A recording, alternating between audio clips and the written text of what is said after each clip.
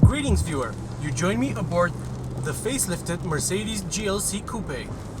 It is the more rakish and coupe-like version of the Mercedes GLC I tested last week. This one is supposed to appeal to style-conscious buyers instead of those looking for the utmost practicality. This GLC Coupe is a rival to the BMW X4, a model now in its second generation. That's because BMW is the manufacturer that actually invented the coupe SUV thing. Mercedes skipped a generation but launched its own in 2015, and now both models have come in for their midlife cycle refresh.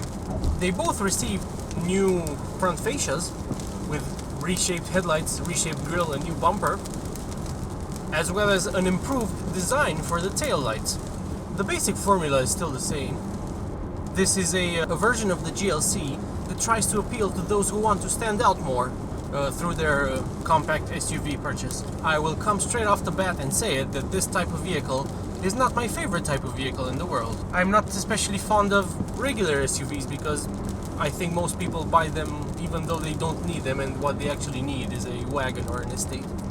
So this car that not only tries to be good on road even though it's a higher vehicle off the ground with a higher center of gravity, it also tries to look like a coupe, which I think is a bit of a mistake, but these cars are selling fairly well, so who am I to say?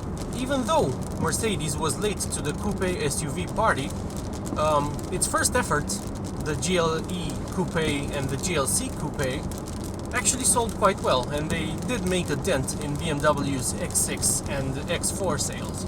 This particular car I'm driving today is a GLC 300D, which has Mercedes' new 2-liter engine, which makes 245 horsepower and 500 Newton meters of torque, or 368 pound-feet of torque, and it's surprisingly brisk. It reaches 100 kilometers an hour, or 62 miles an hour, from standstill in 6.6 seconds, and its top speed is 230 kilometers an hour. What's a bit strange about this particular model is that despite the fact that it looks sportier than the regular GLC, it's actually 1/10 slower to sprint to 100 kilometers an hour. This must be due to the 30 extra kilograms it has to carry around. The regular GLC in this particular configuration weighs 1,770 kilos, whereas this GLC Coupe weighs 1,800 kilos exactly. Now I'm not sure where that difference comes from, but it's slower even though it looks like it's faster, which is kind of counterintuitive, I think. But the differences between this GLC Coupe and the regular GLC might be more than just skin deep. From the outside you will notice that it has bulging rear haunches and what appear to be wider tires, and they don't just appear like that because they're actually wider.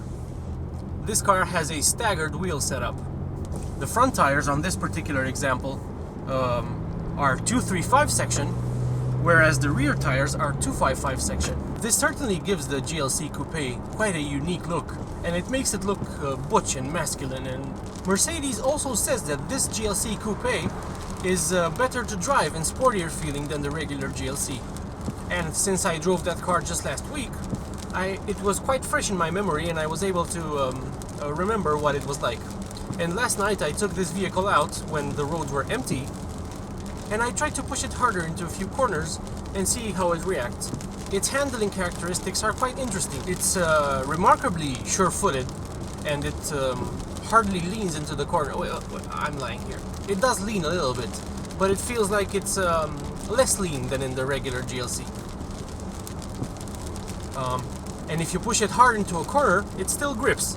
But when it does let go, it really just tends to push wide. It doesn't rotate around you. It doesn't really feel that rear driven. And the reason for this has to be the fact that Mercedes uses a more simple 4MATIC all-wheel drive system in its lower powered versions of the GLC.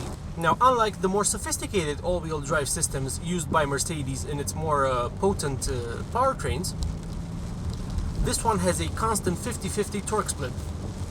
And since it constantly sends 50% of the power to the front wheels, it does tend to push wide.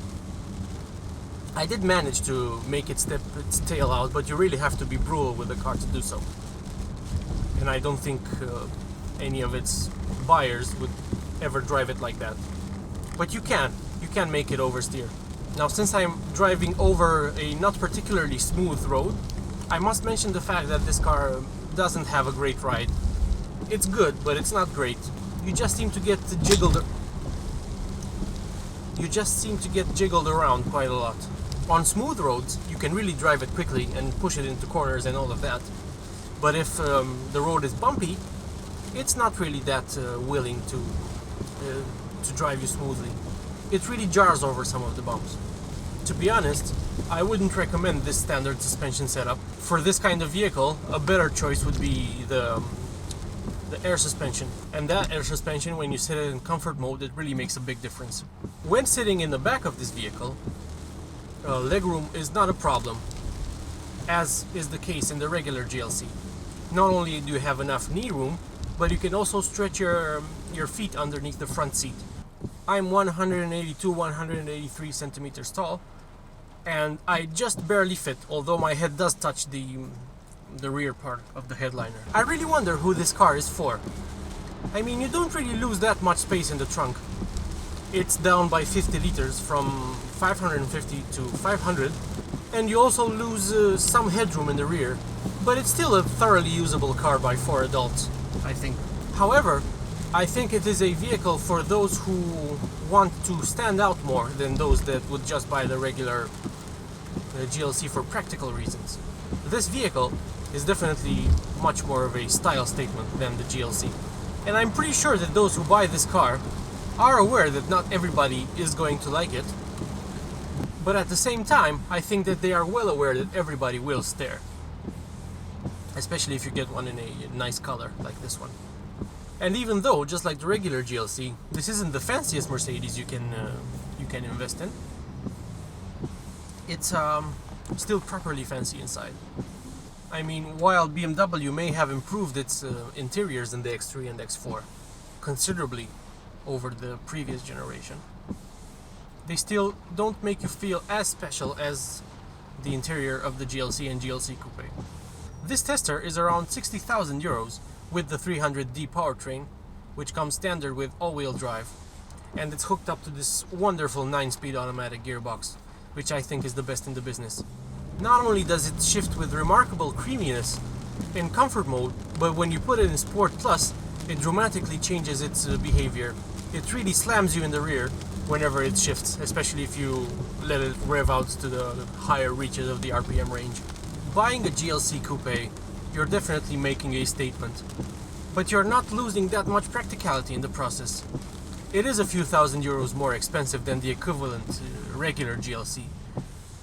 But for some people, the extra attention they attract will definitely be worth it, and they will feel more special in this car than the regular boring GLC.